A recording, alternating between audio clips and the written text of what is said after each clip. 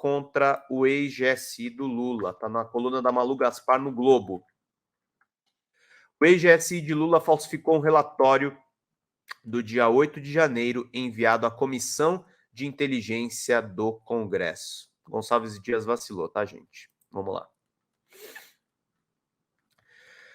Um conjunto de documentos da Agência Brasileira de Inteligência, a ABIN, sobre o 8 de janeiro entregues ao ministro do Supremo, Alexandre de Moraes, e exibidos nesta tarde aos parlamentares da Comissão Mista de Controle de Atividade da Inteligência, o CCAI, do Congresso Nacional, promete incendiar a CPI sobre os ataques à sede dos três poderes. O material é composto por 2 relatórios da ABIN sobre o episódio e a comparação entre eles mostra que o Gabinete de Segurança Institucional de Lula, então comandado pelo general Gonçalves Dias, adulterou o primeiro relatório da inteligência enviado ao Congresso e retirou do documento os registros de que o general foi informado por mensagens enviadas ao seu celular sobre os crescentes riscos de tumulto e de invasão dos prédios públicos.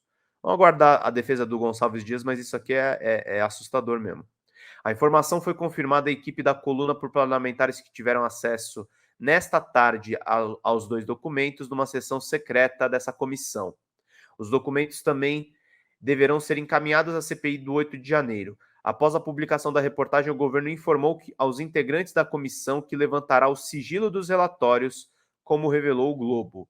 Parlamentares constataram que o primeiro documento entregue à comissão no dia 20 de janeiro e assinado pelo diretor adjunto do G. Dias, Saulo Moura da Cunha, não traz os 11 alertas que o ministro recebeu no próprio telefone celular entre os dias 6 e 8 de janeiro sobre a movimentação dos golpistas.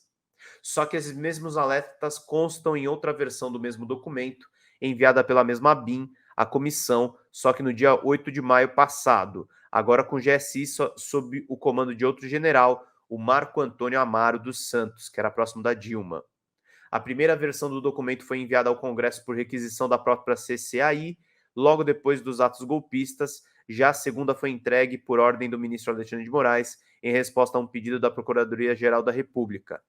No último dia 4, Moraes não só mandou que a ABIN e a PM do DF fornecessem relatórios à PGR, como também determinou que a comissão do Senado enviasse todos os relatórios de inteligência que recebeu das autoridades. Na segunda versão do documento assinada pelo atual diretor adjunto da agência, Alessandro Moretti, aparecem os 11 envios de alertas ao celular do ministro G. Dias, incluindo 3 mensagens enviadas só a ele. Lidas em sequência, elas não deixam dúvidas de que a percepção dos agentes de inteligência do próprio governo identificaram risco de ações violentas contra prédios públicos e autoridades. Diz o documento enviado no dia 6 de janeiro, às 19h40, destaca-se a convocação por parte de organizadores de caravanas para o deslocamento de manifestantes com acesso a armas e a intenção manifesta de invadir o Congresso Nacional. Outros edifícios da esplanada dos ministérios podem ser alvo de ações violentas. Avisaram G. Dias, tá, gente?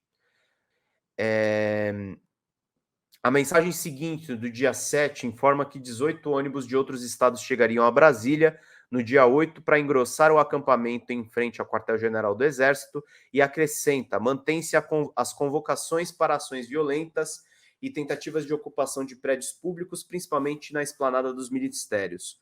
Uma das mensagens que só G. Dias recebeu foi enviada na manhã do próprio dia 8, alertando que 100 ônibus já haviam chegado em Brasília para os atos. O general Gonçalves Dias pediu a demissão depois que a CNN exibiu alguns vídeos gravados pelas câmeras no interior do Palácio do Planalto no momento da invasão. Nas imagens, que antes haviam sido colocadas em sigilo pelo próprio GSI, aparece perambulando pelo palácio sem tomar nenhuma atitude em relação aos invasores, enquanto alguns funcionários indicam a saída dos golpistas. O ministro também negou em depoimento à Polícia Federal ter recebido alertas da ABIN sobre os riscos de invasão e ataques ao edifício sede da Praça dos Três Poderes. Tá ruim, G. Dias. O ministro continuou negando ter recebido alertas na semana seguinte, quando a Folha de São Paulo publicou em primeira mão o conteúdo dos alertas. As negativas do ministro vinham intrigando os investigadores da Polícia Federal e integrantes da própria ABIN, que conheciam apenas o conteúdo dos relatórios originais e não sabiam do material entregue ao Congresso havia sido adulterado. A comparação dos dois documentos feita agora ajuda a esclarecer por que G. Dias manteve a versão de que não recebeu nenhum aviso.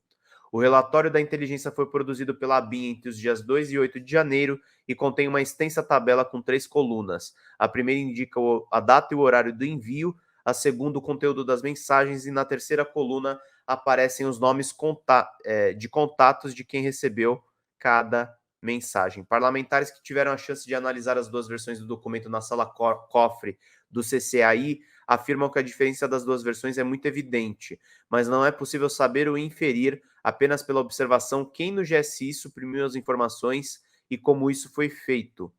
A cúpula da ABIN também participou da reunião secreta da CCAI desta tarde e tomou conhecimento da divergência entre os documentos.